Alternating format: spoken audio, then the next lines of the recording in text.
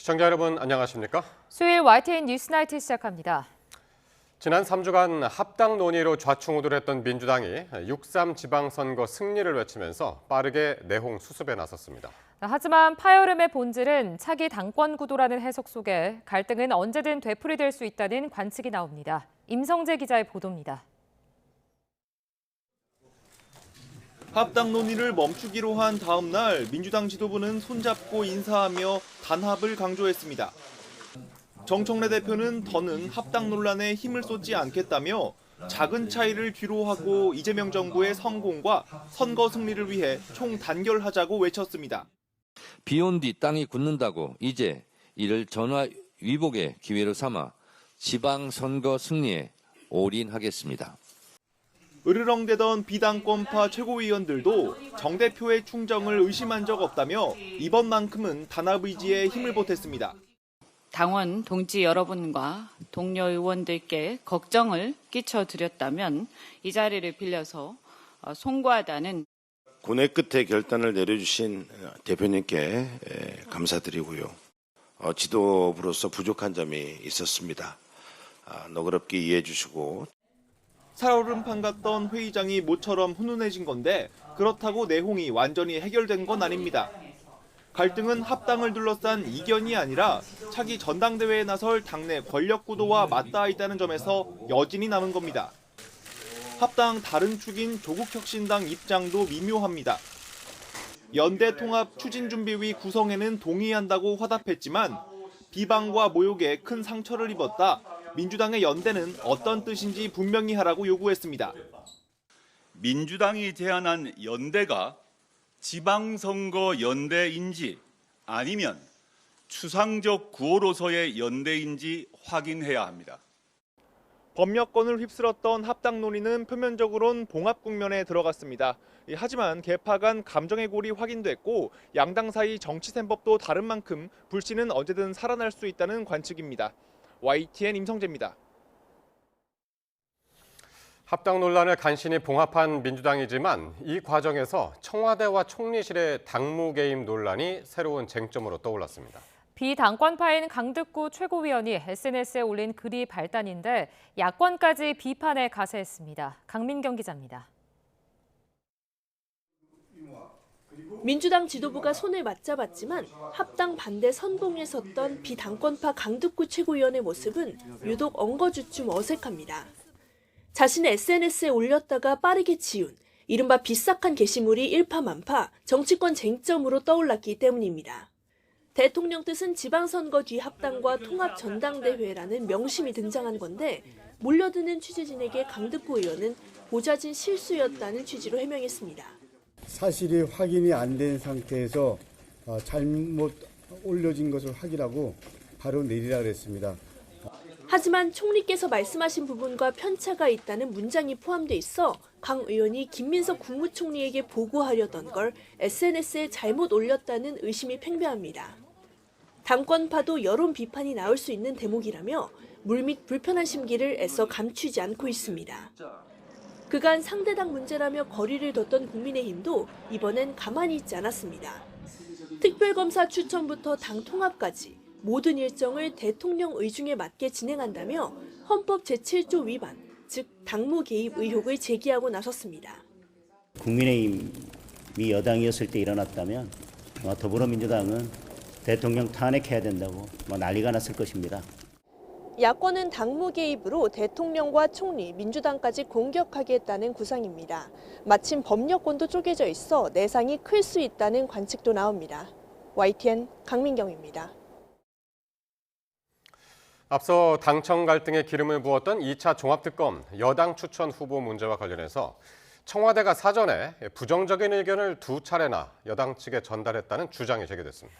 청와대 관계자가 YTN에 밝힌 내용인데 추천을 주도한 이성윤 의원은 민정비서관과 통화한 건 맞지만 청와대에선 어떤 의견도 통보받지 않았다고 반박했습니다. 강진원 기자가 단독 보도합니다. 청와대 관계자가 YTN에 민주당이 2차 종합특검 후보를 청와대에 공식 추천하기 전에 당청 간 물밑에서 있었던 일을 설명했습니다. 대통령 인사 사안과 관련한 내용을 작심하고 언론에 얘기한 건 극히 이례적입니다. 이 관계자는 여당에서 후보 추천 작업을 주도한 이성윤 의원과 이태형 민정비서관이 두 차례가량 통화로 협의 과정을 거쳤다고 말했습니다. 이때 청와대 민정파트에선 민주당의 특검 추천 후보군에 있던 전준철 변호사의 이력을 확인하고 사실상 반대 의견을 전했다고 강조했습니다. 전 변호사는 이성윤 의원이 서울중앙지검장 시절 핵심 보직인 반부패 부장을 맡아 이성윤 사단으로 불리는데 김성태 전 쌍방울 회장의 변호도 맡은 적이 있습니다. 과거 쌍방울 불법 대북 송금 사건 관련 재판에서 이재명 대통령에게 불리한 진술을 여러 차례 한 김 전 회장의 변호인단에 포함됐었다는 사실을 청와대 민정라인에서 파악했다는 의미입니다. 청와대 관계자는 이런 내용이 정청래 대표에까지 보고됐는지는 확인되지 않았지만 이성윤 의원은 청와대 민정파트의 부정적 의견을 듣고도 특검 후보 추천을 강행한 거라고 지적했습니다. YTN 보도 이후 파장이 커지자 이성윤 의원은 국회에서 기자회견을 열었습니다. 이태형 청와대 민정비서관과 두 차례 통화한 건 맞는다고 인정하면서도 청와대에서 특검 후보와 관련해 어떤 의견도 통보받은 건 없다고 반박했습니다. 청와대에서 두 차례 부적절 의견을 냈는데 이를 무시하고 후보를 추천했다는 건 역시 명백한 허위 사실이라고 주장했습니다. 저는 전준철 변호사를 포함한 특검 후보자 2명을 2차 종합 특검 후보자로 원내 지도부에 추천했고 그 과정에서 청와대 민정비서관과도 통화를 한 사실은 있습니다. 이재명 대통령은 지난 5일 2차 종합특검의 특별검사로 민주당이 추천한 전준철 변호사가 아닌 조국 혁신당이 제안한 인물을 임명했습니다. 예상 밖 선택을 두고 청와대 내부 분위기가 심상치 않자 정청래 대표는 인사검증 실패라고 사과하며 전 변호사의 경력은 몰랐다는 취지로 해명했습니다. 특검 후보 추천을 둘러싼 진실 공방이 당청간 이상기류의 뇌관으로 다시 떠오를 수 있다는 전망도 나오고 있습니다. YTN 강준원입니다. 국민의힘에서는 대척점에 선 상대를 향한 물고 물리는 징계 정치가 끝날 기미가 보이지 않습니다. 친한계 배현진 의원과 유튜버 고성국 씨에 대한 맞불 징계 움직임이 빠르게 전개되고 있는데 장동혁 대표는 지방 행보로 거리 두기에 나섰습니다. 박정현 기자입니다. 국민의힘 서울시당 위원장인 배현진 의원이 윤리위원회에 출석했습니다. 한동훈 전 대표 제명 반대 서명을 주도했다는 이른바 시당 사당화 논란으로 중앙당의 징계 절차가 시작된 건데 배 의원은 이를 시당 흔들기로 규정했습니다. 선거를 코앞에 둔 지금 공천권을 겨냥한 정치적 의도가 다분하다는 겁니다. 정치적으로 단두대에 세워서 마음에 맞지 않는 혹은 껄끄러운 시당위원장을 징계할 수는 있으나 민심을 징계할 수는 없다고 생각합니다. 극우 성향 유튜버 고성국 씨 징계 역시 맞불 성격의 또 다른 뇌관입니다. 서울시당 윤리위는 전두환 사진을 당사에 걸자고 한 고 씨 발언은 내란죄로 처벌받은 전직 대통령을 미화한 공당 당원으로서 묵과할 수 없는 행위라며 탈당 권유를 의결했습니다. 고 씨는 즉각 이의 신청을 예고해 공은 다시 중앙당 윤리위가 넘겨받았습니다. 자격 없는 윤리위원장이 평당원의 소명권을 무시하고 일방적으로 밀어붙인 불법적 결정이라고 생각합니다. 이처럼 물고 물리는 징계 정치가 점입가경으로 흐르는 가운데 장동혁 대표는 중앙을 벗어나 지방으로 향했습니다. 오전엔 보수의 심장 대구를 찍어 지지세를 온몸으로 확인했고 오뎅값은 내일이 이 사람들이 오후에는 이른바 월간 호남 시리즈로 전남 나주를 찾아 지역 현안을 챙겼습니다. 에너지 산업과 미래 산업들은 단지 호남의 지역 발전 과제가 아닙니다. 산업 경쟁력과 직결된 국가 프로젝트입니다. 국민의힘이 책임 있게 논의의 물꼬를 트겠습니다. 여의도 징계 정치와는 애써 거리를 두는 건데 장 대표는 관련 질문에 윤리위 절차가 진행 중인 만큼 언급이 적절치 않다며 말을 삼갔습니다. YTN 박정현입니다. 여한구 통상교섭본부장이 방한 중인 릭 스위처 미 무역대표부 부대표와 서울에서 만났습니다. 미국이 비관세 장벽을 해소하라고 압박하는 상황에서 미국산 자동차 수입 확대와 디지털 규제 완화에 관한 논의가 이루어진 것으로 보입니다. 최아영 기자가 보도합니다. 여한구 통상교섭본부장과 닉 스위처 미 무역대표부 부대표가 이번엔 서울에서 만났습니다. 1시간 반가량 이뤄진 비공개 면담에서 두 사람은 비관세 분야 진전 사항을 집중 논의했습니다. 생산적으로 토의를 논의를 했고요. 앞으로도 계속 또 협의를 해나가자 그렇게 얘기했습니다. 특히 미국산 자동차 수입 확대와 디지털 규제 완화 등이 심도 있게 다뤄진 것으로 보입니다. 지난해 한미는 미국 안전기준을 충족한 미국산 자동차에 대해 연간 5만 대까지 국내 안전기준 인증을 면제해주는 상한을 폐지하고 망 사용료와 온라인 플랫폼법 등 디지털 분야 법과 정책에 있어 미국 기업들이 차별받지 않도록 보장할 것을 약속했습니다. 특히 미국은 구글의 고정밀 지도 반출 요청을 우리 정부가 받아주지 않는 것도 디지털 장벽으로 꼽고 있습니다. 이번 면담에서 어느 수준까지 의견 교환이 됐는지는 전해지지 않았지만 양측은 조만간 한미 FTA 공동위원회 개최를 목표로 협의를 지속하기로 했습니다. 한미는 지난해 12월 공동위를 통해 이행 계획을 채택하기로 했다가 실무 분야 이견이 정리되지 않아 아직 일정을 잡지 못하고 있습니다. 정부 일각에선 이런 비관세 장벽 문제가 관세 재인상으로 연결될 수 있다는 우려도 나왔는데 자꾸 진척이 안 되면은 방법은 뭐냐면은 그 감정 없이 그냥 관세를 좀 높여서 자기들이 그 무역 적자를 좀 개선하려고 한다. 김민석 국무총리와 김정관 산업부 장관은 관세 재인상 압박의 본질은 대미투자특별법이라고 선을 그었습니다. 첫째 입법 지연, 그렇게 되니까 투자 프로젝트 결정 지연, 그렇게 되니까 자금 납입 지연. 이것이 가장 거의 100%다 이렇게 보고 있습니다.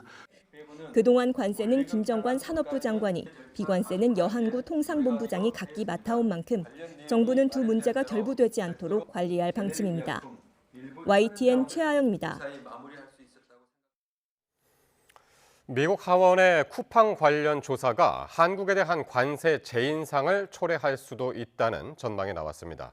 미국 의회 청문회가 쿠팡 이슈를 더욱 키우면서 트럼프 행정부의 한미 간 통상 합의를 흔들 빌미를 제공할 수 있다는 겁니다. 박영진 기자가 보도합니다. 트럼프 1기 백악관 국가안보회의 한반도 담당 보좌관을 지낸 애덤 페러는 쿠팡 문제가 사실상 한미 간 지정학적 이슈로 전환된 것으로 보인다고 진단했습니다. This Coupang situation has emerged, a very real crisis for Coupang given this massive data breach, but that Coupang has seemingly effectively turned into a geopolitical issue between the United States and Korea. 문제는 한국이 디지털 분야에서 미국 기업을 부당하게 대우해왔다는 미국 내 인식입니다. 쿠팡 사태에 이런 디지털 규제 문제까지 더해 트럼프 행정부가 한국이 해당 기업들의 불공정한 대우를 하고 있다고 판단한다면 파장이 커질 수 있다는 겁니다. 특히 미 의회 청문회는 이 이슈를 더욱 키우면서 한국에 상당한 위험 요인이 될 수 있다고 짚었습니다. 페러 전 보좌관은 미 의회가 쿠팡 사태에 본격적으로 개입할 경우 트럼프 대통령이 한미 통상 합의를 흔들 가능성도 있다고 말했습니다. Because it has the potential to elevate the issue more broadly, but also bring Congress into the mix that could, lead the president to take actions that disrupt the trade agreement. 페러 전 보좌관은 트럼프 대통령은 미국 기업 보호를 명분으로 관세 수단을 거리낌 없이 사용하는 인물이라며 최근 한국에 입법 지연을 문제 삼아 관세를 25% 인상하겠다고 밝힌 점을 예로 들기도 했습니다. 헤럴드 로저스 쿠팡 임시대표는 오는 23일 미 하원 법사위원회 비공개 청문회에 출석할 예정입니다. YTN 박영진입니다. 계엄 당일 언론사에 대한 단전 단수 지시를 내린 의혹을 받는 이상민 전 행정안전부 장관의 1심 결론이 내일 나옵니다. 선고 과정은 실시간으로 중계될 예정입니다. 권준수 기자가 보도합니다. 내란 중요임무 종사 혐의를 받는 이상민 전 행정안전부 장관의 1심 선고가 내일 이뤄집니다. 본격적인 공판 절차가 시작된 지 약 4개월 만에 1심 결론이 나오는 겁니다. 이 전 장관은 계엄 주무부처인 행정안전부의 수장이었는데도 위법한 12.3 비상계엄 선포를 사실상 방조한 데 그치지 않고 소방과 경찰을 통해 일부 언론사에 대한 단전 단수 조치를 지시하는 등 내란에 관여한 혐의로 기소됐습니다. 특검은 이 전 장관이 언론의 기능을 제약하려 한 시도가 윤 전 대통령의 장기 집권을 위한 조치였다고 보고 있습니다. 또 판사 출신인 만큼 계엄의 위법성을 충분히 인식했을 거라며 징역 15년을 구형했습니다. 재판부는 다르지만 앞서 한덕수 전 국무총리의 내란 혐의 1심에서는 계엄을 내란으로 규정하면서 이 전 장관과 언론사 단전 단수 방안을 논의한 혐의에 대해서도 유죄로 언급한 바 있습니다. 반면 이 전 장관 측은 단전 단수 지시를 한 사실이 없고 관련 논의에도 실질적으로 개입하지 않았다며 혐의를 전면 부인해왔습니다. 지난해 2월 윤 전 대통령의 헌법재판소 탄핵심판 변론에서 관련 지시를 받은 적 없다는 취지로 위증한 혐의도 받는데 대통령실 CCTV 등에서 포착된 계엄 문건에도 선을 그었습니다. 전후 사정도 모르고 있던 제가 사전 모의나 공모도 한 적도 없이 불과 몇 분 만에 그것도 즉석에서 즉흥적으로 어떻게 내란에 가담하고 중요 임무 역할을 맡았다는 것인지 재판부가 국민의 알 권리 등을 고려해 언론사의 중계 신청을 허가하면서 피고인석에서 선고 내용을 듣는 이 전 장관의 모습이 실시간으로 중계될 예정입니다. YTN 권준수입니다. 김건희 특검이 김건희 씨 집사 김예성 씨와 매관매직 의혹에 연루된 김상민 전 부장검사의 1심 선고에 잇따라 항소했습니다. 특히 입증 실패로 평가받은 김 전 검사의 1심 선고에 대해서는 비상식적인 판단이라고 날을 세웠습니다. 유서연 기자의 보도입니다. 특검이 무죄와 일부 공소 기각이 선고된 김예성 씨의 횡령 사건 1심 선고 이틀 만에 항소장을 제출했습니다.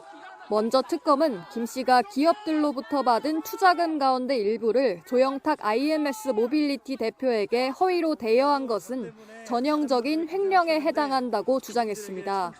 조 대표가 이를 갚을 능력이 없는 등 대여는 명목에 불과하고 법인 자금을 개인 용도로 이미 사용한 거로 봐야 한다는 겁니다.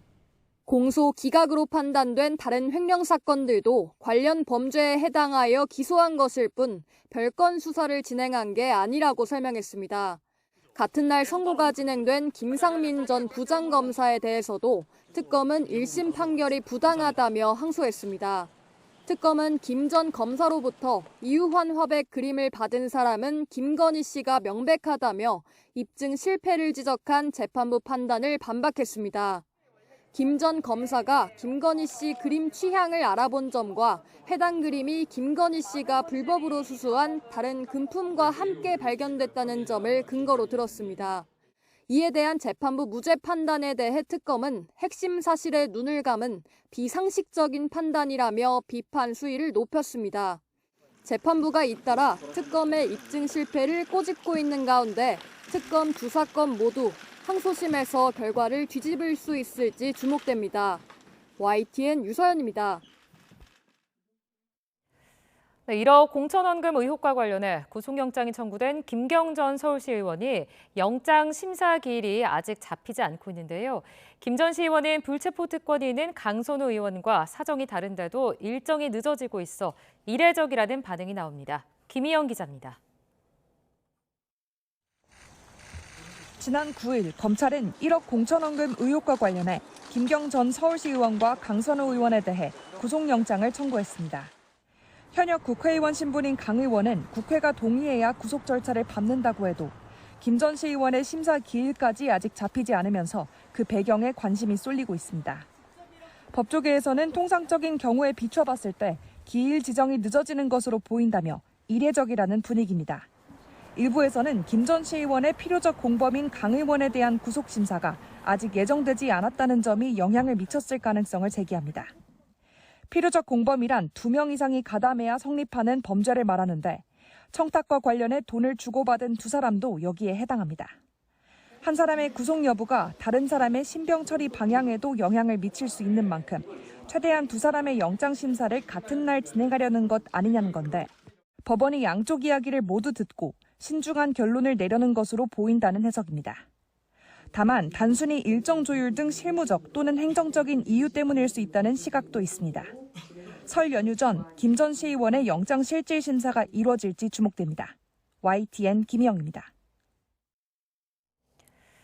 경찰이 김경 전 서울시 의원의 지난 2023년 강서구청장 보궐선거 공천 로비 의혹과 관련해 전 서울시 의원과 민주당 관계자 등을 불러 조사했습니다.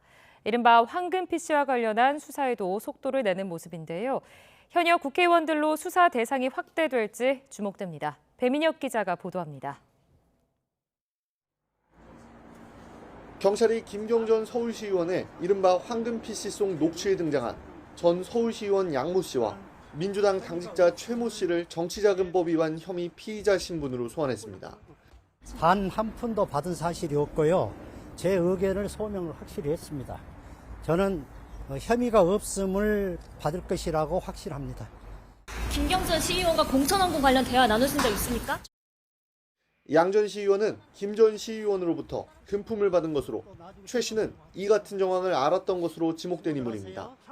김 전 시의원은 지난 2023년 강서구청장 보궐선거에 출마하기 위해 민주당 정치인들에게 접촉을 시도했다는 의혹이 제기된 상황. 앞서 경찰이 확보한 황금 PC송 녹취에는 김 전 시의원이 당시 공천 관련 업무를 맡은 민주당 A 의원에게 부탁을 전하기 위해 양 전 시의원에게 돈을 잔뜩 줬다고 설명하는 내용이 담겼습니다. 하지만 민주당이 강서구청장 보궐선거에 현역 출마 배제 결정을 내리자 김 전 시의원은 최 씨와 통화하며 양 전 시의원이 A 의원에게 얘기를 한마디도 안 한 거냐고 묻고 최 씨는 양 전 시의원이 어떤 말을 전했는지 확인해 주겠다고 답합니다. 그러자 김 전 시의원은 자신이 의원을 직접 만날 걸 그랬다며 돈을 너무 써 아깝다고 말합니다. 경찰이 앞서 구속영장을 신청한 1억 공천원금 의혹 외에 다른 의혹에 대해서도 수사에 속도를 내는 모습인데 당시 녹취에서 최소 7명의 민주당 의원들이 언급된 만큼 수사가 이들 현역 의원들로 확대할지 주목됩니다. YTN 배민혁입니다.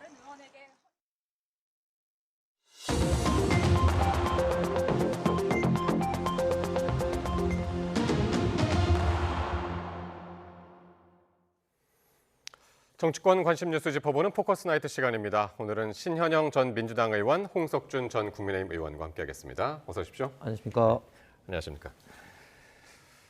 자, 민주당이 6.3 지방선거 전에 조국 혁신당과의 합당 논의를 중단하는 대신에 향후 연대와 통합을 위한 추진위를 구성하기로 했습니다. 조국 대표도 이를 수용했는데요. 양당 대표 발언 먼저 듣고 오겠습니다. 천신만고 끝에 출범한 이재명 정부의 성공만을 생각하고 앞으로 지방선거 승리에 도움이 되는 일만 하도록 합시다. 더 이상 합당 논란으로 우리의 힘을 소비할 수 없습니다. 당원들께 정말 죄송하다고 다시 한번 사과의 말씀을 드립니다. 비온 뒤 땅이 굳는다고 이제 이를 전화위복의 기회로 삼아 지방선거 승리에 올인하겠습니다. 조국혁신당은 민주당이 제안한 연대 및 통합을 위한 추진준비위원회 구성에 동의합니다. 먼저 민주당이 제안한 연대가 지방선거 연대인지 아니면 추상적 구호로서의 연대인지 확인해야 합니다. 예, 벌써 지난달 22일이었습니다. 그때 이제 정 대표가 깜딱 합당을 이제 제안했었는데 19일 만에 이런 상황이 됐습니다. 민주당 지도부 이제 오늘 아침 최고위에서는 손을 맞잡고 잘하겠습니다. 같이 이제 인사하는 장면이 상당히 이제 인상적이었는데, 먼저 그 당 내홍은 이렇게 되면 이제 봉합이 된 겁니까? 그렇죠. 일단락 되는 거죠. 결국에는 이제는 그동안 19일 동안의 여러 갈등들과 이견들이 있었는데 이런 부분에 있어서 무리하게 하면 안 되겠구나. 네. 절차와 그 과정에 있어서 합리성이 매우 중요하구나. 이런 교훈을 깨닫는 하나의 그런 민주당 내에서의 시기였다고 보고요. 예. 또 무리하게 했을 때 그 이재명 정부의 여러 가지 민생이나 아니면 국정 운영에 이렇게 위해가 되고 실제로 우리가 국민들을 위해서 일하는 여당으로서의 모습보다는 뭔가 권력 투쟁의 그런 오인으로 비칠 수가 있기 때문에 합리적이지 않았다라는 것에 대해서 정청래 당대표도 결단을 했기 때문에 예. 그런 이슈들은 앞으로 우리가 궁극적으로 조국혁신당과 합당은 하겠지만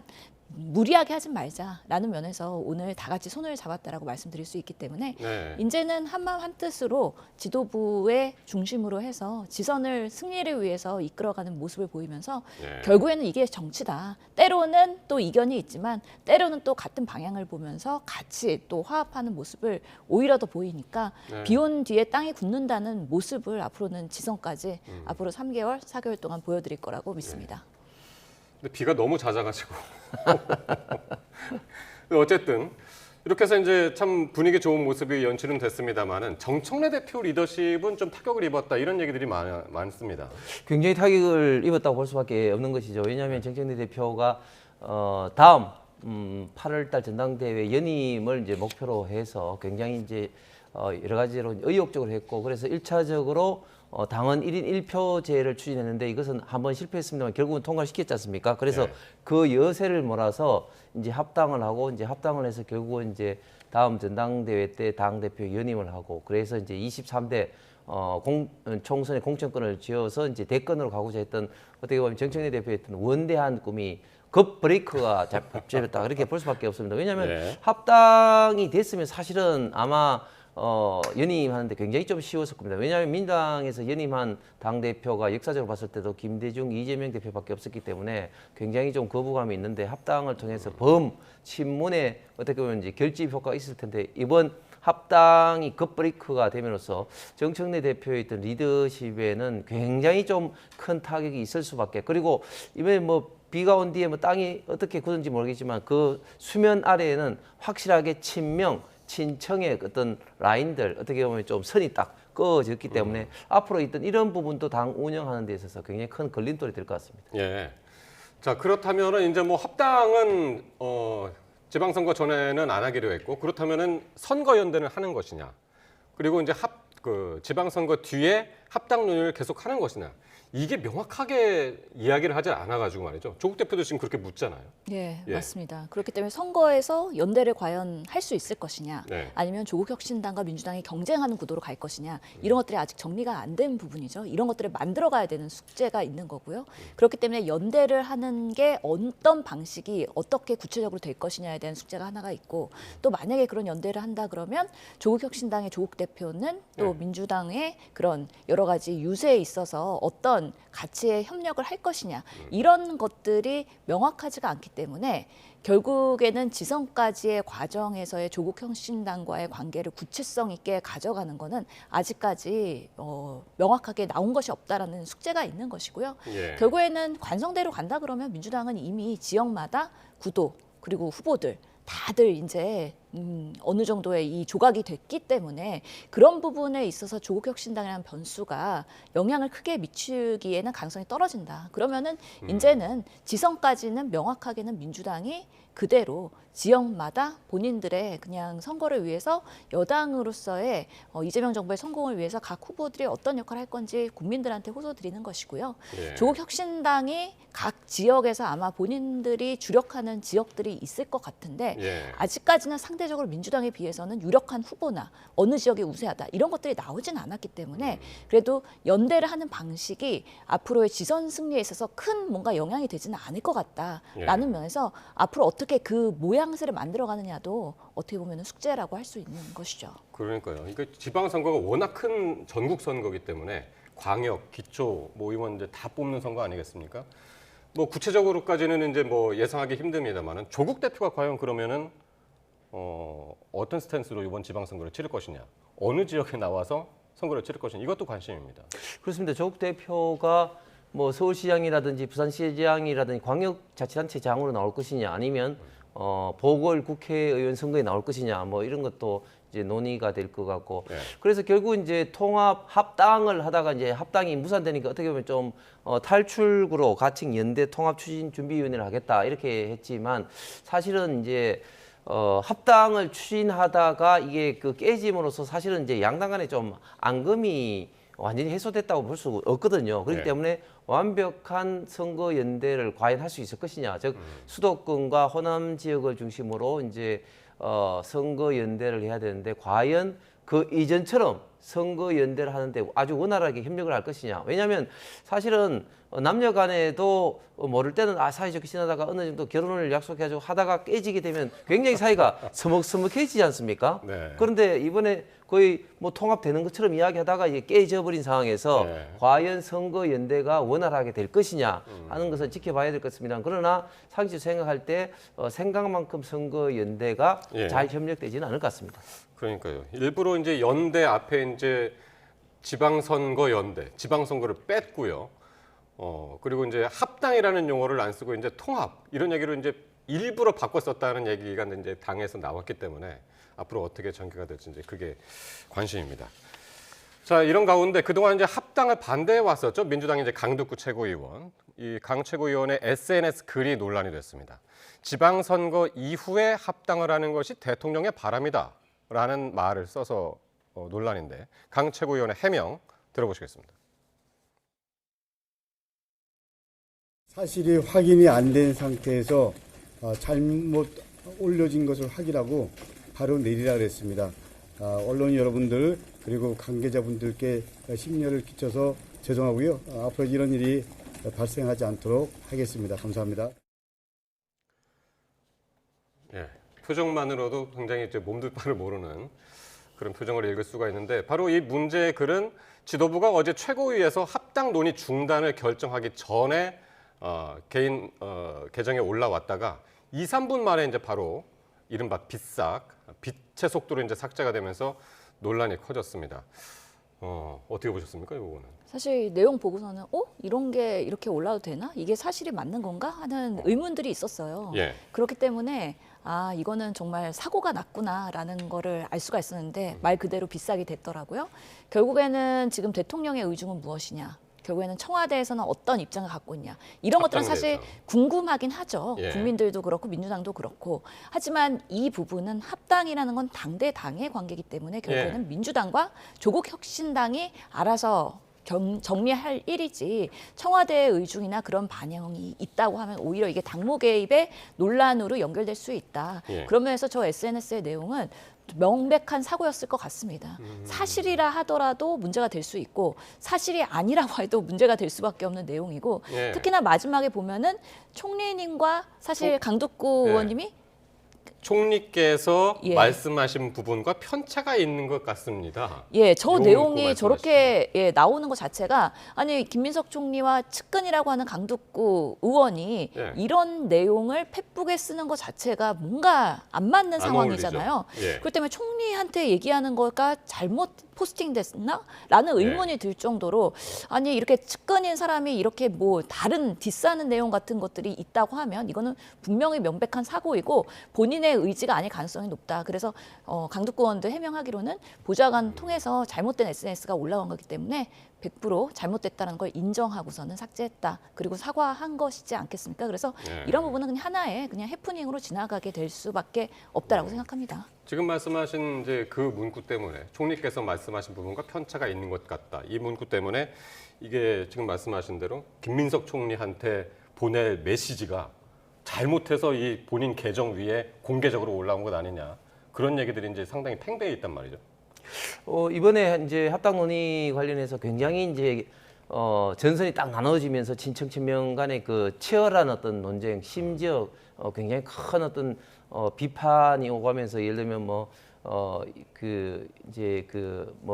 차기 알박기라든지 민주당을 숙주로 삼을 거냐, 또 이재명의 민주당이 이제 정책내 조국의 민주당이 되는 것이냐, 이런 이현주 의원 같은 경우 굉장히 정말 같은 어떤 당이라고 할 수 없을 정도의 강도 높은 어떤 비판도 있었지만 강덕구 의원도 역시 굉장히 크게 이제 비판을 하면서 주로 강덕구 의원 같은 경우는 대통령 내지는 이런 어떤 언급을 그전에도 사실은 좀 종종 좀 했었습니다. 그런데 지금 강덕구 의원의 좀 변명은 제가 볼 때는 완전히 사실이 아닐 수밖에 없는 게 이것을 잘못 올린 것을 확인하고 바로 내리랬다. 이제 보좌진에게 지금 이제 화살을 돌리고 있는데 이 내용으로 본다면 이게 보좌진이 썼다고 볼 수가 없는 것이죠. 왜냐하면은 지금 이제 홍익표 수석 이야기도 그렇고 또 지금 총리 이야기도 그렇고 본인이 들은 것처럼 있었지 않습니까? 네. 그런데 그것을 보좌진이 썼다고 핑계를 대는 것은 정말 비겁한 거 아닌가? 썼다기보다는 이제 올렸다. 예, 그렇게 얘기를 했습니다. 예. 그 비겁한 거 아닌가? 그리고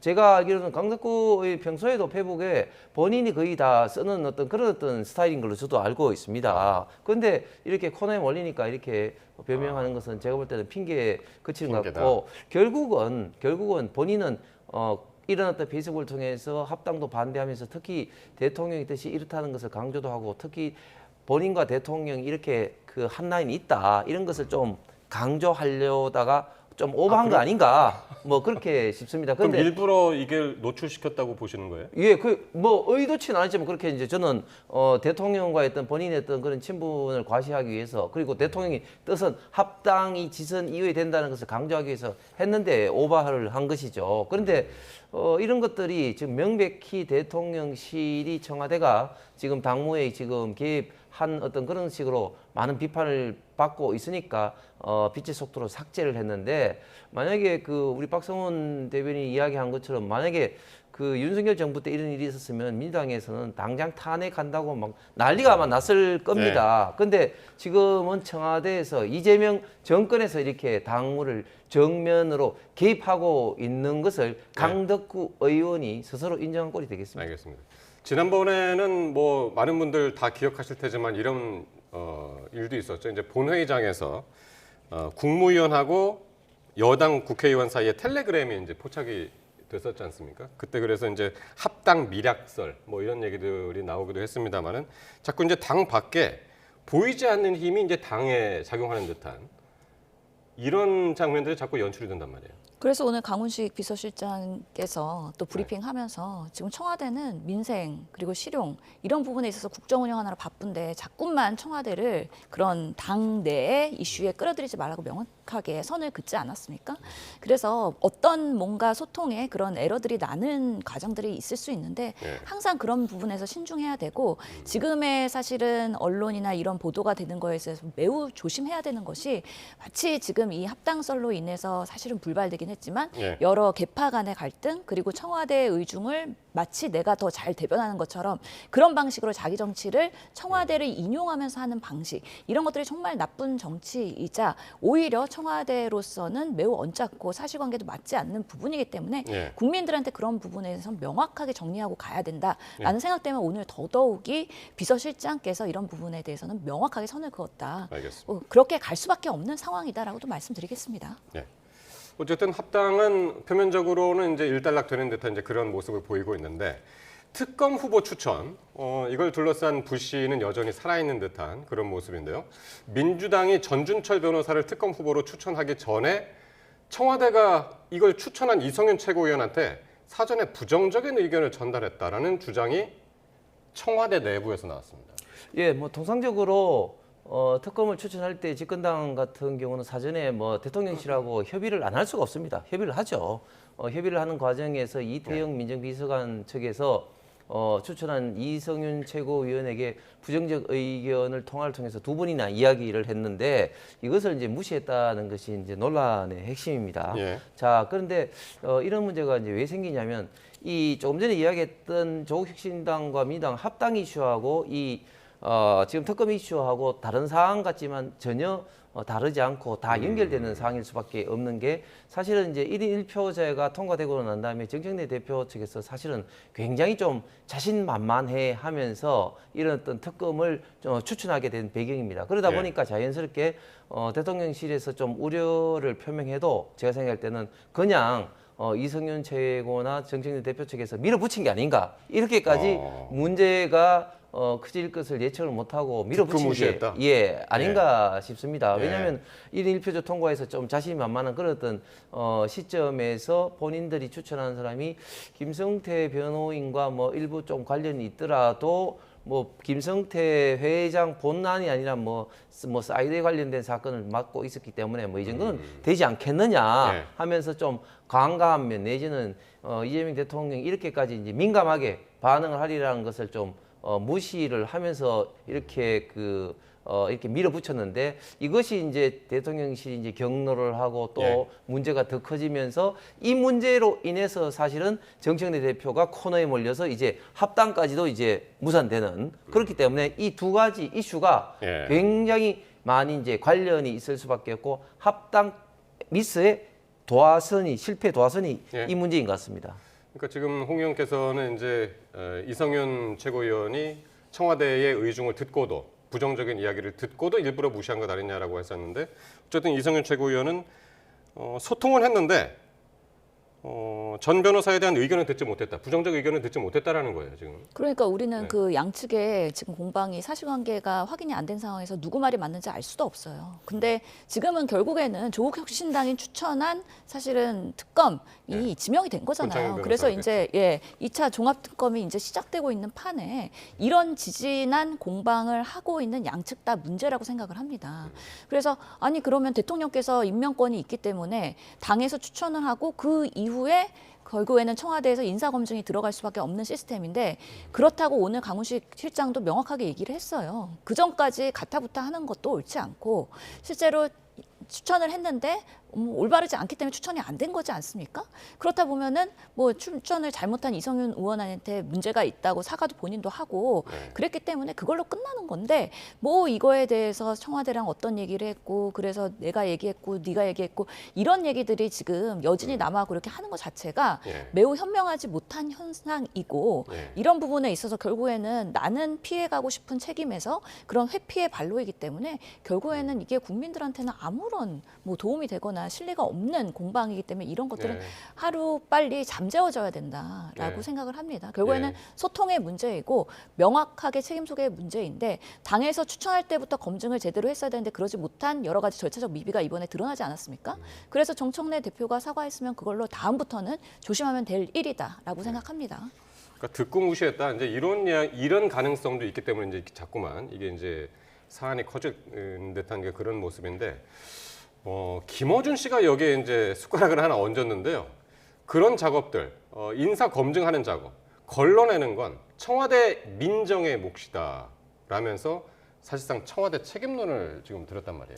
사실은 좀 말이 안 되죠. 왜냐하면 이제 결국 이제 대통령실은 이제 2명이 추천한 몫에 대해서 결국 이제 선택은 하지만 결국은 당에서 추천한 사람을 미리 민정실에서 걸러내는 건 아니죠. 결국은 당에서 추천하는 사람은 결국은 당의 어떤 책임이 되는 거죠. 그런데 이것까지도 당에서 추천하는 사람까지도 민정에서 걸러내야 된다. 이렇게 되면 결국은 당의 당무 개입이 아니라 대통령실이 청와대가 100% 이 당의 인사권을 그냥 장악한다는 건데 이게 말이 이제 안 되는 이야기를 이제 김어준 씨도 하고 있습니다. 왜 이런 문제가 생기냐면 결국은 지금 합당 문제도 그렇고 지금 김어준 씨는 많이 철저하게 그 정청래 대표 선거 때부터 경선 때부터 지금 이제 같이 이제 힘을 실어주고 편을 실어주고 있는데 그러니까 정청래, 김어준, 유시민 작가 중심으로 해서 지금 이제 합당을 밀어붙이고 또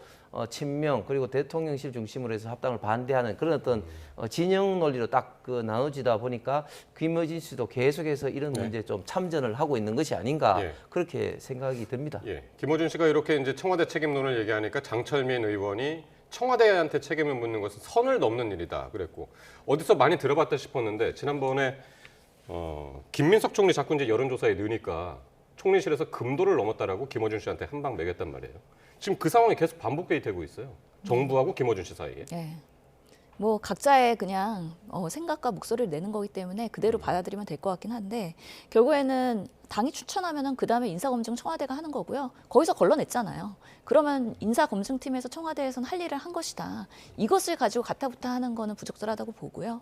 또 김어준 공장장이라고 하는 우리 김어준 씨의 이런 여러 가지 지금 사안에 대해서 계속해서 설명을 하고 지지자들한테 왜 이런 현상이 나타나는지에 대해서 친절하게 본인의 견해를 섞어서 얘기하는 거는 뭐 본인의 언론이기 때문에 할 수는 있다고 보긴 하지만 사실은 이 전주철 변호사가 솔직히 너무 악마화된 부분도 있다. 왜냐하면 김성태 그 회장을 변호했는데 사실 쌍방울의 그런 이재명 대통령 건으로 변호한 건 아니라고 하는 거잖아요. 그런 면에서 설명을 하다 보니까 두둔하는 부분들이 있었던 것 같은데 이 시점에서 이렇게 된 판에 또 여러 가지 두둔하는 모습들이 아름답게 보이지는 않더라라는 것들이 우리 당내 지지자들 중에서도 의견이기 때문에 이런 민감한 사안에 대해서는 각자 조금 더 신중할 필요가 있지 않나라는 생각을 합니다. 알겠습니다.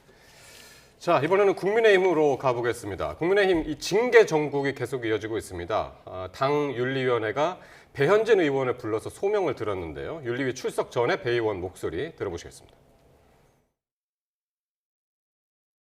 다만 염려되는 것은 이 윤리위원회가 당원권 정지 등의 결정을 내려서 한창 서울시 선거를 준비하고 있는 저희 서울시당의 공천권 심사를 일제히 중단시키고 저를 정치적으로 단두대에 세워서 마음에 맞지 않는 시당위원장을 징계할 수는 있으나 민심을 징계할 수는 없다고 생각합니다. 배현진 의원. 아시는 것처럼 한동훈 전 대표 제명에 반대하는 21명의 서울시 당협위원장들 성명서를 서울시당 전체 의사인 양 발표했다는 이유로 한 당협위원장으로부터 이제 제소를 당했었는데 지금 당 윤리위 징계 절차가 상당히 속도를 내는 것 같습니다. 예, 아무래도 지금 현재 그 지방선거를 앞두고 있고 또 벤진 의원 같은 서울시당 위원장이기 때문에 서울시당 위원장으로서 지방선거를 준비해야 되는 그런 또 사항이 있는 만큼 빨리 윤리위원회에서 어떤 징계를 좀 매듭을 지었기 위해서 좀 속도를 내는 것 같습니다. 근데 저는 벤진 의원이 이제 저런 식으로 이야기를 하면서 이제 윤리위원회에 어떤 식으로 소명을 했는지는 모르겠습니다. 사실은 이제 서울시당 위원장으로서 각 당협위원장의 의견을 객관적인 걸로만 이야기를 했으면 모르겠는데 반대 의견이 있음에도 불구하고 한동훈 전 대표의 있던 제명에 대해서 반대 의견이 없는 것처럼 서울시당 위원장으로서 이야기한 것은 분명히 좀 직권남용한 그런 거는 있지만 뭐 이걸 통해서 또 너무 또 지나치게 또 저는 징계를 해서는 또 곤란한 면도 굉장히 있기 때문에 왜냐하면 지방 선거의 서울시당 위원장 역할이 있기 때문에 윤리위원회에서도 저는 합리적으로 판단을 하리라 생각을 합니다. 예. 왜냐하면 한동훈 전 대표 때는 윤리위원회에 와서 소명하라고 그러고 했는데도 불구하고 소명도 안 하고 계속해서 언론에 어떤 문제 제기를 하면서 조작됐다고 이야기하고 또 당무감사위원장을 조작됐다고 오히려 고소를 하고 또 윤리위원회 명단이 제출돼서 윤리위원들을 좀 공격을 하다 보니까 좀 절차적으로 문제가 더 악화된 바도 있는데 이번에는 좀 그때의 상황은 완전히 다르기 때문에 윤리위원회에서 이 점에 대해서는 합리적으로 결정을 하리라 생각을 합니다. 그러니까 만약에 뭐 제명은 아니더라도 뭐 당원권 정지 만약 이런 식으로 나오면 지금 이제 지방선거를 바로 앞두고 있기 때문에 서울시당 위원장으로서의 공천권은 박탈이 되는 거잖아요. 그렇죠. 당원권 정지 3개월 이렇게 나오면 이제 공천 못하는 거죠. 그것을 노리고 지금 배현진 의원을 이렇게 제소한 거 아니냐. 그래서 뭔가 윤리기구가 숙청의 그런 대상이 되고 있는 거 아니냐. 그렇게 얘기가 되고 있는 건데요. 결국에는 배현진 의원은 친한계의 목소리를 크게 내고 있기 때문에 서울시에서의 그런 서울시 지자체 그리고 뭐 시의원, 구의원 이 공천권을 결국에는 행사하는 주체가 친한계가 아니라 장동혁 당대표여야 된다라는 생각이 있다면 결국에는 윤리위를 통해서 징계가 내려지지 않을까라고 많은 사람들이 해석을 하고 있습니다. 그런 면에서 배현진 의원이 본회의장에서 대표한테 찾아와가지고 왜 저를 이렇게 하시냐고 했더니 이건 독립적인 기구이기 때문에 윤리위가 알아서 하는 거다라고 외면은 하긴 했지만 이 결과를 보면 결국에는 장동혁 대표가 본인 중심의 공천을 휘두르기 위해서 계속 윤리위를 활용하고 있는 거 아니냐 이런 부분까지도 우리가 해석을 할 수 있고 만약에 그런 결과가 나온다 그러면 정말 장동혁 1인 체제당 윤 어게인 당으로서의 계속해서 집도끼만 잡는 전략으로서의 선거가 앞으로는 국민의힘이 지선에서의 정말 승리를 예견하기에는 매우 요원한 결과를 초래할 것이다의 또 하나의 그런 계기가 될 수 있다라고 생각합니다. 그러니까 서울시당 위원장, 그러니까 배현진 위원장의 그 공천권 박탈이 목표다. 뭐 이렇게 이제 배현진 의원 측 아니면 이제 친한계 측에서는 이제 그렇게 이제 해석을 하고 있습니다만은 요게 이제 징계가 또 꼬리를 무는 징계가 하나 있습니다. 서울시당 윤리위가 고성국 씨에 대해서 이제 탈당 권유 징계를 내렸는데 고성국 씨는 바로 이제 이의 신청하겠다라는 입장을 밝혔죠. 결국에는 이게 다시 중앙당 윤리위로 넘어가게 되는 건가요? 그렇습니다. 시도당 윤리위원회에서의 징계 결정에 대해서 이제 불복을 하면 이제 중앙당 윤리위원회에서 최종 결정을 하게 되는 겁니다. 그래서 서울시당 윤리위원회에서 고성국 씨에 대해서 이제 탈당 권유를 했는데 제가 볼 때는 너무 지금 징계에 대해서 좀 민감하게 반응을 하고 있는 것 같습니다. 무슨 말인가 하면 고성국 씨도 뭐 유튜브이기 이전에 하나의 당원으로서 전두환 대통령의 어떤 사진의 어떤 문제를 언급했는데 그것이 가치관에 따라서 그게 맞다 안 맞다 이야기할 수 있죠. 그런데 당원 한 사람이 의사 표명을 한 것에 대해서 곧 징계를 해서 탈당 권유 사실상 어떤 제명 결정을 내린 것은 제가 볼 때는 너무 좀 민감한 어떤 반응을 하고 있는 게 아니냐. 뭐 충분히 이제 뭐 경고라든지 그런 어떤 이야기도 할 수 있음에도 불구하고 하나의 어떤 발언에 대해서 이런 식으로 이야기하는 것은 좀 지나친 거고 결국은 이제 중앙당 윤리위원회에서 뭐 결정을 하리라 봅니다만은 일단 중앙당 윤리위원회에서 해야 될 가장 중요한 것은 지방선거를 앞두고 당이 어떤 모습으로 선거를 이기기 위한 어떤 그런 모습을 진영을 짜야 되느냐 이런 것을 고민을 할 거라고 생각합니다. 그러니까 고성국 씨가 이야기했던 전두환 전 대통령, 전두환 씨의 사진을 당사에 걸어야 된다. 그러면서 이제 전두환 씨에 대한 평가를 또 했단 말이에요. 긍정적으로. 그게 이제 과연 국민의힘의 당원 당규, 국민의힘 입장과 맞느냐. 거기에 어긋난다 해가지고 서울시당에서는 지금 제명 탈당 권유라는 것을 했단 말이죠. 그렇죠. 실제로 김영삼 전 대통령의 아들 김현철 씨도 이런 부분에 있어서 상당히 모욕적으로 생각하면서 탈당 얘기까지 한 거 아니겠습니까? 그렇기 때문에 이건 합리적인 보수의 메시지일 수가 없는 거죠. 민주화 운동을 폄훼하는 그런 발언이었기 때문에 이런 부분에 있어서 중앙당 윤리위원, 지금 윤민우 위원장이잖아요. 한동훈 제명했고 임종혁을 쫓아냈고, 그렇기 때문에 다음 고성국 씨는 어떻게 하느냐에 따라서 매우 편파적인 판단을 할 것이냐 아니면은 일관성 있는 그런 판단을 할 것이냐도 하나의 국민의힘의 지금 중앙윤리가 어떻게 운영되고 있느냐에 대한 그런 판단의 지렛대가 될 수 있다. 그래서 배현진 의원의 징계와 고성국 씨의 징계가 어떤 판도로 결과가 나느냐에 따라서 지금 국민의힘이 제대로 작동하고 있느냐 아니면 편파적으로 개인의 사심에 의해서 운영되고 있느냐 이런 것들이 간접적인 지렛대로서 확인될 수 있는 또 하나의 사안으로 상징성 있게 나올 거라고 생각합니다. 알겠습니다. 자, 두 분 말씀 오늘 여기까지 듣겠습니다. 지금까지 신현영 전 민주당 의원, 홍석준 전 국민의힘 의원과 함께했습니다. 고맙습니다.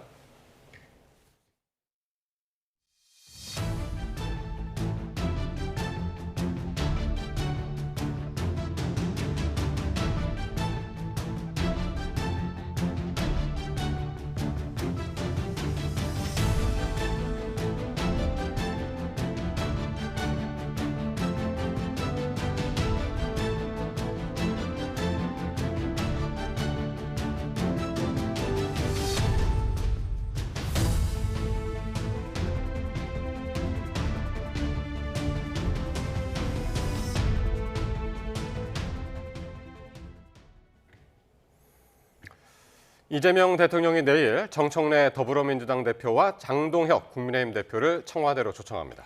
의제 제한 없이 대화할 거라고 하는데 이 대통령은 대미투자특별법 등 국회 입법에 협조를 요청할 것으로 보입니다. 홍민기 기자가 보도합니다.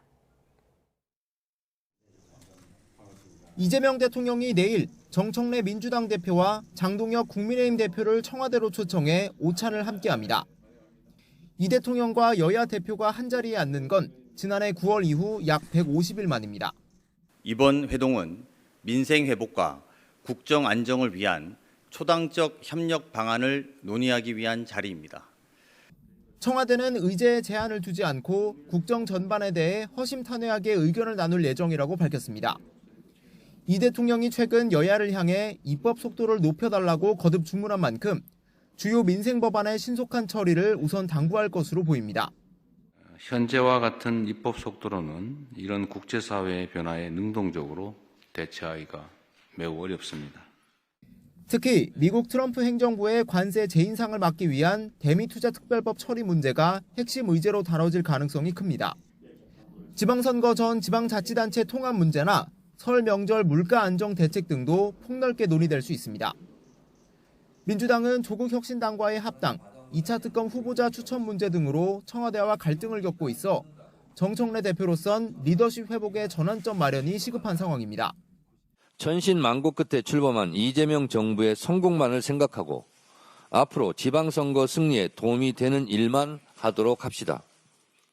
국민의힘은 장동혁 대표가 단식까지 해가며 요구했던 이른바 3대 특검을 논의 테이블에 올리는 데 주력할 것으로 보입니다. 공천뇌물, 동일교 게이트, 대장동 항소 포기, 민주당이 받아야 될 3대 특검에 대해서 답하기 바랍니다. 다만 장 대표와 이 대통령과의 단독 회담은 성사되지 않을 전망입니다. 설 명절을 앞두고 성사된 이번 회동이 민생 회복을 위한 여야 협치에 물꼬를 트는 계기가 될지 주목됩니다. YTN 홍민기입니다. 이른바 사심제 논란이 있는 재판소원법이 이르면 이번 달에 국회를 통과합니다. 민주당이 사법개혁안 속도전에 나섰는데요. 국민의힘은 대통령 방탄용이라고 강하게 반발했습니다. 김철희 기자가 보도합니다. 1인 1표제와 합당, 특검 추천 등 첨예한 당무로 시끄러웠던 민주당이 다시 입법 속도전에 나섰습니다. 조희대 사법부가 연속으로 무죄 시리즈를 내고 있다면서 알량한 법대위 판결을 국민이 심판하겠다고 경고했습니다. 그러면서 민주당 사법개혁안을 2월 임시국회안에 처리한다고 구체적인 청사진을 내놨습니다. 법 왜곡죄, 재판소원법, 대법관 증언 등 법원 조직법은 시간표대로 차질 없이. 같은 날 법사위 소위에서 민주당은 사심제 논란이 있는 재판소원 도입법을 일사천리 단독 의결했는데 국민의힘은 모든 건 이재명 대통령 방탄 목적이라고 직격했습니다. 이 모든 것이 바로 범죄자 대통령 이재명 대통령이 있기 때문이라고 봅니다. 이제는 사법까지 완전히 장악해서. 대정부 질문에서도 검찰은 화두였습니다. 여당은 보안 수사 요구권만 부여해 수사 기소 분리에 마침표를 찍겠다는 생각인데 야당은 한풀이가 목적인 것 같다며 안타깝다고 지적했습니다. 검찰의 힘 원천은 독점적 영장 청구권이거든요. 그래서도 개헌이 필요하다고 생각하는데 목표가 검찰의 힘을 빼고 제도를 없애는 것인지 국민들에게 그나마 도움이 되는 방향으로 가자는 것인지가 불명확하다는 거예요. 사사건건 충돌한 여야지만 빗썸의 비트코인 오지급 사태로 열린 긴급 현안 질의에서는 한 목소리를 냈습니다. 도덕적 해이가 만연되는 이 경영 행태, 문제들을 대관으로 풀려고 하는 이런 경영 행태는 정말 잘못된 것입니다. 지금 사실 빗썸이 이 강난에 가까운 좌충우돌 경영을 하고 있습니다. 지금 아주 무리수를 맞두고 있는데 빗썸이 과거에도 2차례 오지급 사고를 낸 사실이 드러나기도 했는데 빗썸 대표는 송구하다며 고개 숙였습니다. 이번 사고의 최종 책임자로서 진심으로 머리 숙여 다시 한번 사과드리겠습니다. 대통령과 총리가 연일 입법 속도가 늦다며 입법부를 저격하는 만큼 민주당 발걸음도 빨라지는 모습입니다. 다만 삼권 분립 훼손과 위원 소지 등 논란의 법안들을 계획대로 처리할 수 있을지는 여전히 불투명하다는 관측도 나옵니다. YTN 김철입니다. 기우종 법원행정처 차장이 재판소원법 도입과 관련해 도저히 받아들일 수 없다며 반대 의견을 낸 것으로 확인됐습니다. 기 차장은 재판소원은 대법원까지 3심의 재판을 거친 패소 당사자에게 새로운 불복 기회를 부여하는 거라 말한 것으로 파악됐습니다. 또 이 자체로 4심 제도의 실질을 갖게 된다며 당사자들은 시간과 비용을 들여 계속 다퉈야 하고 분쟁 해결을 통한 법적 안정성은 극히 저하된다고 우려한 것으로 알려졌습니다. 대통령 직속 국민통합위원회 이석연 위원장은 검찰개혁 문제에 대해 공소청 검사에게 보안 수사권이 현실적으로 필요하다고 말했습니다. 이 위원장은 또 공소청이 공소 유지를 완벽하게 하기 위해서도 문제점 있는 수사에 대해선 보안 수사를 해야 한다고 강조했습니다. 이어 보안 수사 요구권만 주겠다는 여당의 방침에 대해선 피의자의 구속기간에 제한이 있는데 왔다 갔다 하며 시간만 보내게 될 거라며 검찰이 다시 살아난다는 걱정은 안 해도 된다고 설명했습니다. 정교유착 의혹을 수사하는 검경합동수사본부가 임종성 전 더불어민주당 의원을 피의자 신분으로 소환했습니다. 네, 어제는 전재수 의원에 대한 압수수색도 진행한 것으로 파악됐습니다. 이준엽 기자가 보도합니다. 임종성 더불어민주당 전 의원이 정교유착 검경합동수사본부에 출석했습니다. 지난 2020년 4월 총선을 앞두고 통일교 측으로부터 3천만 원을 받았다는 의혹을 받는 피의자 신분입니다. 임 전 의원은 돈을 줬다고 주장한 윤영호 전 통일교 세계본부장과 따로 만난 적 없다며 혐의를 부인했습니다. 대가로 지목된 현안 청탁 의혹들에 대해서도 모두 없는 일이라거나 보좌진조차 모르던 일이라고 선을 그었습니다. 통일교 측으로부터 금품 받으신 적 있으세요? 받은 적 전혀 없습니다. 실질적으로 윤영호 자체를 몰랐고 그리고 제 거 핸드폰도 포렌식했지만은 거기에도 윤영호 자체가 안 나왔어요. 임 전 의원 소환은 합수본 출범 이후 금품 수수 의혹 정치인에 대한 첫 피의자 조사입니다. 윤영호 전 통일교 세계본부장이 한학자 총재에게 올릴 내부 보고를 정리한 TM 특별보고에도 임 전 의원은 19차례 등장합니다. 임 전 의원을 통해 2019년 10월 키르기스탄 스마트시티 사업을 위한 1000여 헥타르 토지 출자 약속을 받았다는 대목이 나오는가 하면 2017년 11월 국토부가 불허했던 통일교 산하 세계평화터널재단 명칭 변경이 임 전 의원 협조로 승인으로 뒤집혔다는 내용도 있습니다. 합수본은 하루 전에는 전재수 전 해양수산부 장관의 의원실에 대한 압수수색에도 나섰습니다. 지난해 경찰의 의원실 압수수색 과정에서 관계자가 일부 증거를 없앴다는 의혹을 포착한 거로 전해졌습니다. 다만 전 전 장관 본인은 대상에서 빠진 거로 파악됐습니다. 지난달 출범 이후 통일교 시설들을 여러 차례 압수수색한 합수본은 임 전 의원 소환을 시작으로 관련 수사에 박차를 가할 전망입니다.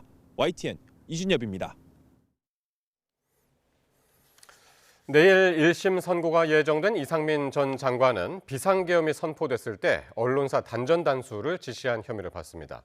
이 전 장관은 윤석열 전 대통령으로부터 지시조차 받은 적이 없다고 부인하는 만큼 당시 소방청장 증언과 CCTV 영상에 대한 재판부 판단에 따라 유무죄가 갈릴 것으로 보입니다. 강희경 기자가 보도합니다. 특검은 이상민 전 장관이 윤석열 전 대통령으로부터 특정 언론사 단전 단수 지시를 받아 그대로 이행했다고 보고 내란 중요 임무 종사 혐의로 기소했습니다. 당시 소방청장은 재판의 증인으로 나와 이 전 장관의 지시가 있었다는 사실을 인정했습니다. 24시에 경찰이 그곳에 이제 투입된다, 아니면 진입된다 이렇게 말씀을 하셨고요. 제 쪽으로 연락이 오면 서로 협력해서 어떤 조치를 취하라. 하지만 이 전 장관은 언론사 단전 단수 지시를 받지 않았다고 부인합니다. 대통령실 책상에 있는 문건을 우연히 지나가면서 봤을 뿐 전달받은 게 없다는 겁니다.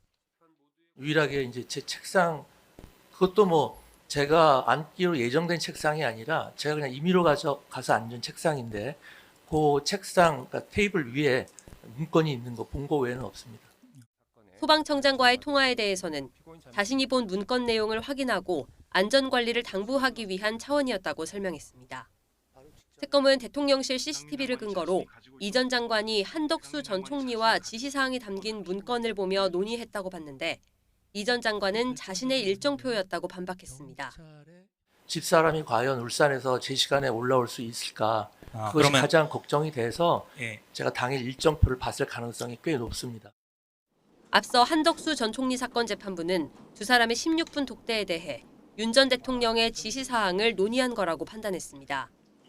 지시사항이 담긴 실제 문건이 발견되지 않은 상황에서 이상민 전 장관 사건 재판부가 CCTV 영상과 당시 소방청장 진술을 기반으로 한 특검의 주장을 얼마나 받아들이는지가 관건이 될 전망입니다. YTN 강희경입니다. 오는 19일로 예정된 윤석열 전 대통령의 내란 우두머리 혐의 1심 선고 공판이 영상으로 생중계될 예정입니다. 윤 전 대통령에 대해서는 두 번째로 이루어지는 생중계 방식의 1심 선고인데 선고 직후 윤 전 대통령이 어떤 표정을 지을지 관심입니다. 신귀혜 기자입니다. 법원이 오는 19일로 예정된 윤석열 전 대통령의 내란 우두머리 혐의 선고 공판의 중계를 허가했습니다. 앞선 한덕수 전 총리 사건 등과 마찬가지로 이번에도 법원 장비로 중계가 이뤄집니다. 기술적 사정으로 몇 초 정도의 지연은 생길 수 있지만 사실상 생중계나 다름없습니다. 윤 전 대통령은 이미 생중계 방식의 1심 선고를 받아본 적이 있습니다. 지난달 16일 이뤄진 체포방해 등 혐의 1심 선고였는데 당시 징역 5년을 선고받고 굳은 표정으로 법정을 빠져나가는 윤 전 대통령의 모습이 생생하게 전해졌습니다. 또 카메라에 잡히진 않았지만 선고를 들을수록 얼굴이 붉어지고 숨을 몰아쉬는 등 윤 전 대통령의 상기된 반응이 취재진에게 포착되기도 했습니다. 내란 우두머리 혐의에 대한 특검의 구형량은 사형.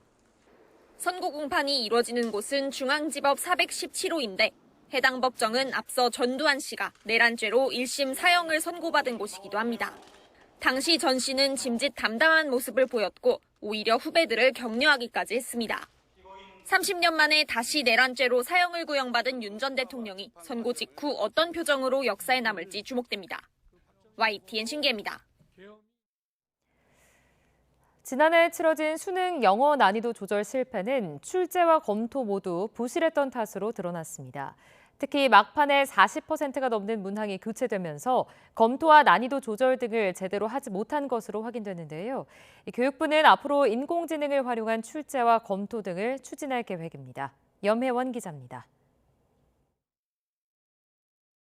지난해 수능 영어는 1등급이 3.11%에 그치며 난도 조절에 실패했다는 비판에 직면했고 결국 수능 출제기관인 한국교육과정평가원장이 사임했습니다. 절대평가 취지에 맞는 시험 난이도를 목표로 하였으나 당초 취지와 의도에 다소 미치지 못하는 결과가 나왔는데 이에 대해서 유감스럽게 생각합니다. 이후 교육부가 수능 영어 출제와 검토 과정을 조사해 보니 총체적인 부실이 확인됐습니다. 전체 45개 문항 가운데 42%에 달하는 19개 문항이 막판에 교체된 겁니다. 국어는 한 문항, 수학은 4문항만 교체됐던 거에 비하면 엄청난 숫자입니다. 시간이 촉박한데 지나치게 많은 문제가 교체되다 보니 사교육 유사 문항 확인이나 난이도 점검 등에 연쇄적으로 차질이 빚어진 거로 확인됐습니다. 출제위원 선정에도 문제가 있었던 거로 파악됐습니다. 다른 과목은 교사의 비율이 45%인데 영어는 33%에 그쳐서 실제 수험생들의 학업 수준을 반영하는 데 한계가 있었다는 겁니다. 교육부는 영어는 절대평가이기 때문에 적정한 난이도 출제가 매우 중요하다며 교사 출제위원 비중을 50%까지 늘리기로 했습니다. 또 그동안에는 사교육 카르텔을 우려해 인력풀에서 무작위로 출제위원을 선정해왔지만 앞으로는 출제 경험이나 교과서 집필 이력 등을 고려해서 뽑겠다고 밝혔습니다. 이와 함께 인공지능으로 영어 지문을 생성하고 문항 난이도 예측과 유사 문항 검토를 할 수 있도록 시스템을 개발해 오는 2028학년도 모의평가 때 시범 운영할 계획이라고 설명했습니다. YTN 염혜원입니다. 쿠팡 모회사인 쿠팡 INC가 민관합동조사단의 개인정보 유출 조사 결과에 대해 주요 내용이 누락됐다며 공개 반박에 나섰습니다. 쿠팡 INC는 입장문을 통해 전 직원이 공용현관 출입 코드를 5만 건 조회했다는 조사 결과와 관련해 실제 접근은 2,609개 계정에 한정된 것이라는 검증 결과가 보고서에서 빠졌다고 주장했습니다. 쿠팡 INC는 회수된 기기 포렌식 분석 결과 한국 이용자 개인정보가 저장돼 있지 않은 것으로 확인됐다며 유출자가 약 3,000개 계정의 사용자 데이터를 저장한 뒤 삭제했다고 진술한 내용과 부합하다고 밝혔습니다. 쿠팡 측의 주장에 대해 정부가 신뢰도가 떨어진다고 정면 반박했습니다. 배경훈 부총리 겸 과학기술정보통신부 장관은 정보조사단이 파악한 유출 규모는 3,367만 건이라며 개인정보 3,367만 건을 하드디스크에 저장할 수도 있고 클라우드에도 저장할 수 있는데 이런 부분에 대해 쿠팡이 명확히 이야기하지 않고 있다고 지적했습니다. 또 쿠팡 측이 증거자료로 제공한 저장 자치를 포렌식한 결과 거기선 오히려 유출 관련 증거자료를 찾을 수 없었다며 쿠팡의 주장에 신뢰도가 떨어진다고 강조했습니다. 삼성전자 내부 기밀 자료를 빼돌려 특허 소송에 이용한 혐의를 받는 안승호 삼성전자 전 부사장이 1심에서 징역 3년을 선고받았습니다. 자료를 유출한 전 직원 등 삼성 전 임직원들에게도 줄줄이 징역형이 선고됐습니다. 안동준 기자의 보도입니다. 안승호 전 부사장은 삼성전자 IP센터 초대 센터장으로 10여 년간 삼성전자의 특허 방어 업무를 총괄한 인물입니다. 특허 수장이었던 안 전 부사장은 퇴사한 이후 특허 관리 기업을 설립한 뒤 미국에서 삼성전자를 상대로 특허 소송을 벌였습니다. 이 과정에서 안 전 부사장은 IP센터 직원이었던 이모 씨를 통해 불법 취득한 삼성전자 기밀 문건을 이용한 혐의로 재판에 넘겨졌습니다. 법원은 안 전 부사장의 영업비밀 누설 혐의를 인정하며 징역 3년을, 자료를 빼돌린 전 직원에게는 징역 2년을 선고했습니다. 재판부는 이들이 개인적 이익을 위해 기업의 영업비밀을 이용하는 범행을 저질렀고 이는 경제 발전에 악영향을 줄 수 있는 중대한 범죄라고 질타했습니다. 내부 기밀 유출에 가담한 삼성 전 임직원들에게도 줄줄이 징역형이 선고됐습니다. 전 직원 이 씨는 재직 당시 일본에 특허 컨설팅 업체를 차려 브로커로 활동했는데 이 씨에게 내부 정보를 제공하는 대가로 돈을 챙긴 혐의를 받는 이모 전 삼성 디스플레이 출원그룹장은 징역 3년과 추징금 5억 3천여만 원을 선고받았습니다. 재판부는 다만 피고인들의 방어권을 보장할 필요가 있다고 판단해 이들을 법정에서 구속하지는 않았습니다. YTN 안동준입니다. 보건복지부와 인천시가 색동원 성범죄 의혹과 관련해 시설 운영 중단을 검토하고 있습니다. 성범죄 정황이 드러난 데 이어 남성 입소자들에 대한 폭행 의혹도 불거지면서 사실상 시설 폐쇄로 이어질 거란 전망이 나옵니다. 양동훈 기자입니다. 여성 입소자 20명에 대한 성범죄 의혹이 불거지며 인천판 도가니라는 오명을 쓴 색동원에 대해 관련 기관들이 후속 대책 검토에 나섰습니다. 보건복지부와 인천시는 복지시설의 운영을 일시 중단하는 휴지 절차를 검토 중인 것으로 파악됐습니다. 현재 색동원에서는 여성 입소자 모두가 다른 시설로 분리됐고 남성 입소자 10여 명만 남아 있습니다. 인천시 관계자는 남성 입소자들에 대해 자립시설 이동과 타 시설 전원 등 어떤 방안이 적절할지 파악하기 위해 조사를 벌이고 있다고 설명했습니다. 색동원에서는 여성 입소자 성범죄 이외에 남성 입소자들에 대한 폭행도 벌어졌다는 의혹이 불거진 만큼 일시 중단 상태에 들어가면 사실상 시설 폐쇄 절차를 밟게 될 거란 전망도 나옵니다. 색동원 의혹과 관련된 경찰 수사도 이어지고 있습니다. 경찰 색동원 특별수사단은 피해자 조사를 받은 여성 중 한 명의 몸에서 타인의 것으로 추정되는 채모를 확보했습니다. 이 채모가 시설장 김모 씨의 것인지 확인하기 위해 국립과학수사연구원에 DNA 감정을 의뢰했습니다. 경찰은 앞서 김 씨와 다른 직원 한 명에 대해 구속영장을 신청했는데 이들의 신병이 확보될 경우 수사에 더욱 탄력을 받을 전망입니다. YTN 양동훈입니다. 지난달 취업자 증가폭이 13개월 만에 최소를 기록했습니다. 청년층과 제조, 건설업 고용 부진이 이어지고 있는 가운데 추운 날씨 탓에 노인 일자리도 위축된 것으로 나타났습니다. 보도에 오인석 기자입니다. 1월 취업자 수는 10만 8천 명 증가했습니다. 재작년 12월 이후 13개월 만에 가장 작은 증가폭입니다. 청년층 고용 부진은 계속됐습니다. 15세에서 29세 청년층 1월 취업자는 1년 전보다 17만 5천 명 감소했습니다. 청년층 고용률은 43.6%로 1.2%포인트 하락해 1월 기준 코로나19 기간인 2021년 이후 5년 만에 가장 낮았습니다. 청년층 고용률은 21개월 연속 하락했고 숙박음식과 전문고와 제조업 등의 청년 취업자가 줄었습니다. 청년층 쉬었음 인구는 46만 9천 명으로 3만 5천 명 증가했습니다. 최근에 어떤 고용 시장에서의 대규모 공채라든지 이런 것보다는 경력 중심의 채용이라든지 수시 채용들이 활발해지면서 취업 경험을 갖지 못했거나 이제 이런 젊은 청년들이 쉬었습니다. 이런 경우로 가는 것으로 좀 보이긴 하고요.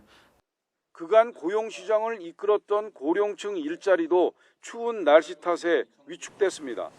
60세 이상 취업자는 14만 명 늘어 2021년 1월 이후 증가폭이 가장 작았습니다.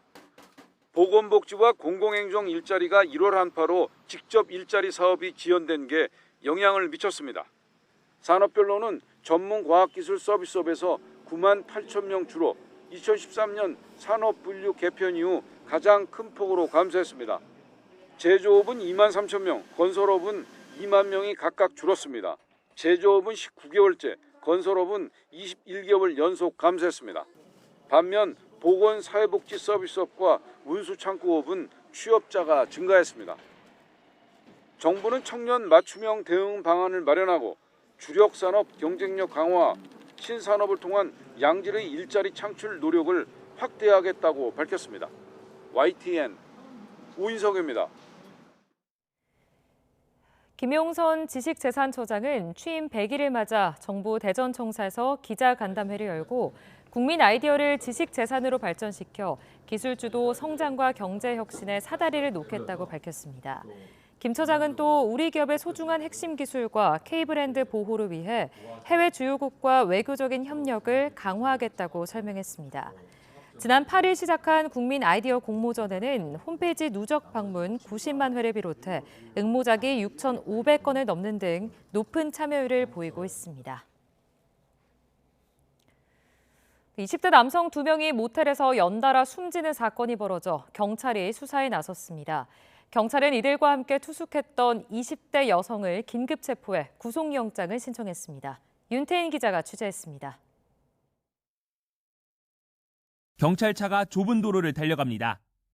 10일 오후 서울 강북구에 있는 모텔에서 20대 남성 투숙객이 숨졌다는 신고를 받고 경찰이 출동하는 장면입니다.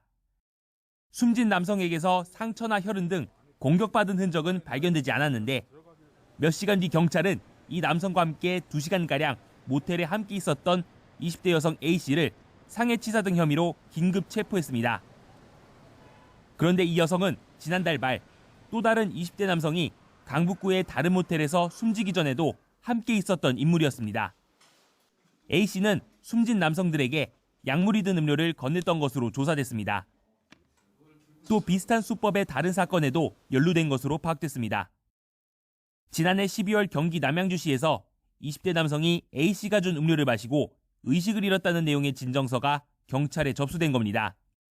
경찰이 첫 번째 변사 사건 현장에 있던 인물이 진정서가 접수된 A씨인 것을 확인하고 출석 날짜를 조율하던 중 두 번째 사망 사건이 발생한 것으로 확인됐습니다. A씨는 세 사람 모두에게 음료를 줬다고 인정하면서도 죽을 줄은 몰랐다고 진술한 것으로 파악됐습니다. 경찰은 A씨에 대해 구속영장을 신청하고 국립과학수사연구원에 여성이 건넨 음료의 성분 분석을 의뢰했습니다. 또 국과수 부검 결과 지난달 숨진 남성에게서 마약류가 검출됐다는 구두 소견을 받았습니다. 경찰은 A씨를 상대로 범행 이유와 또 다른 피해자가 있는지 등을 확인할 방침입니다. YTN 윤태인입니다. 캐나다 서부 소도시에 있는 중고등학교에서 총격 사건이 발생해 10명이 사망하고 수십 명이 다쳤습니다. 대규모 인명피해가 발생한 이례적 총격 사건에 캐나다 사회가 충격에 빠졌습니다. 신호 기자가 보도합니다. 학생들이 손을 들고 줄지어 학교를 빠져나옵니다. 신고를 받고 출동한 경찰 헬리콥터는 학교 상공을 맴돌고 있습니다. 캐나다 밴쿠버에서 1000km 떨어진 서부 소도시 텀블러 리지의 한 중고등학교에서 현지 시간 10일 총격 사건이 발생했습니다. 학교 안과 인근 주택가에서 여러 명이 희생됐고 용의자도 현장에서 사망했습니다. 부상자도 수십 명에 이르는데 일부는 위중한 상태인 것으로 알려졌습니다. Multiple injuries and multiple deceased were inside the school as officers progressed through the scene, locating them and triaging those events. We also located two deceased at another scene. 캐나다 연방경찰은 현장에서 목숨을 끊은 것으로 알려진 용의자에 대한 구체적 정보는 제공하지 않은 채 범행 동기 등을 조사 중입니다. 인구 2,400명의 작은 산악 마을에서 벌어진 총격 사건에 캐나다 사회는 충격에 빠졌습니다. When they're going to school, we take it for granted. You go to school, you come home safe, and events like this give us pause about that safety that many Canadians have the privilege to enjoy across this country. 미국과 달리 총기 소지 규제가 엄격한 캐나다에서 이런 총격 사건은 매우 드뭅니다. 2020년 4월 캐나다 동부에서 22명이 사망한 이래 가장 참혹한 총격 사건 중 하나로 기록될 것으로 보입니다. YTN 신호입니다. 네, 방금 들어온 소식 전해드리겠습니다. 이른바 사심제 논란인 재판소원법이 조금 전에 여당 주도로 법사위 전체 회의를 통과했다는 소식 들어왔습니다. 대법원이 확정한 재판에 대해서도 재판소원이 가능하기 때문에 대법원에서는 이제 사실상 사심제 아니냐 그러면서 이제 반대를 했었고요. 국민의힘에서는 이재명 대통령 지키려는 방탄입법이다라면서 비판을 해왔던 법안인데 조금 전에 재판소원법이 여당 주도로 법사위 전체 회의를 통과했다는 소식이 막 들어왔습니다. 네, 다시 한번 전해드리겠습니다. 사심제 논란을 빚었던 법이죠. 법원 재판에 대해서 헌법 소원을 제기할 수 있도록 한 재판 소원법이 국회 법사위 소위원회를 통과했다는 소식에 이어서 조금 전에 전체 회의도 통과했다는 소식이 전해졌습니다. 네, 헌법재판소법 개정안은 더불어민주당을 비롯한 범여권의 주도로 의결이 됐고요. 국민의힘은 법안 통과에 대해서 반대해 왔는데요. 관련해서 민주당 측에서는 재판소원은 오랫동안 학계에서 논의가 됐고 또 헌법재판소에서도 법안 발의를 요청하며 공론화됐던 일이다. 오랜 논의 끝에 이번에 처리하게 됐다고 앞서 밝힌 바 있는데요. 이 대법원의 판단에 대해서 헌법재판소가 다시 심사할 수 있도록 하는 내용의 재판소원법이 조금 전 전체 회의를 통과했다는 소식까지 전해드리겠습니다. 자세한 소식은 이어지는 뉴스에서 전해드리도록 하겠습니다. 이번 동계올림픽 쇼트트랙 혼성 계주에서 미국 선수와 충돌했던 김길리가 남은 경기를 치르는데 아무 문제가 없다고 직접 밝혔습니다. 김길리는 이탈리아 밀라노 아이스스케이팅 아레나 공동 취재구역에서 취재진과 만나 오른팔을 직접 보여주며 검진 결과 이상이 없다는 진단을 받았고 통증도 없는 상태라고 말했습니다. 혼성 계주 탈락 직후에는 매우 속상했지만 돌아보면 충분히 충돌이 일어날 수 있는 상황이었다며 여자 500m 경기에서 다시 메달에 도전하겠다는 각오도 전했습니다. 밀라노 코르티나 동계올림픽이 개막한 지 일주일 가까이 됐지만 관심은 예전만 못합니다. 시차 영향에 종편 채널 단독 중계, 미디어 소비 패턴 변화까지 복합적으로 작용한 것으로 보입니다. 김승환 기자입니다. 최근 SNS에는 올림픽 하는지 몰랐다, 관심이 잘 가지 않는다는 반응이 잇따르고 있습니다. 이탈리아와 시차로 주요 경기가 새벽 시간대에 몰려있는 데다 이번 대회가 지상파에서 중계되지 않는 첫 올림픽이기 때문입니다. JTBC는 이번 동계올림픽을 포함해 2032년까지 모든 올림픽과 월드컵 중계권을 확보했습니다. JTBC는 전체의 97%에 이르는 가시청 가구를 확보했고 네이버와 파트너십을 맺은 만큼 보편적 시청권에는 문제가 없다는 입장이지만 체감 분위기는 냉담합니다. 국민들의 시청권이 아주 제한적으로 이루어지고 있는 부분 매우 유감입니다. 중계권 협상을 강제할 수 있는 법적인 근거가 아주 제약적입니다. 법 개정들을 지금 준비하고 있습니다. 동계올림픽 자체에 대한 관심이 낮은 것도 올림픽 분위기가 살지 않는 또 다른 이유입니다. 직전 대회인 2022년 베이징 동계올림픽에 관심이 있었다고 답한 여론조사 응답자는 같은 시기 카타르 월드컵이나 파리 올림픽과 비교해 절반을 약간 웃도는 수준에 그쳤습니다. 또 온 가족이 함께 거실에서 실시간 중계를 보기보다 관심 있는 종목만 하이라이트 영상으로 짧게 소비하는 파편화된 시청 트렌드도 영향을 준 거로 풀이됩니다. 다만 화면 밖에서 자신의 한계를 시험하는 선수들의 도전은 계속되고 있는 만큼 응원의 온도만큼은 낮아지지 말아야 한다는 목소리도 나옵니다. YTN 김승환입니다.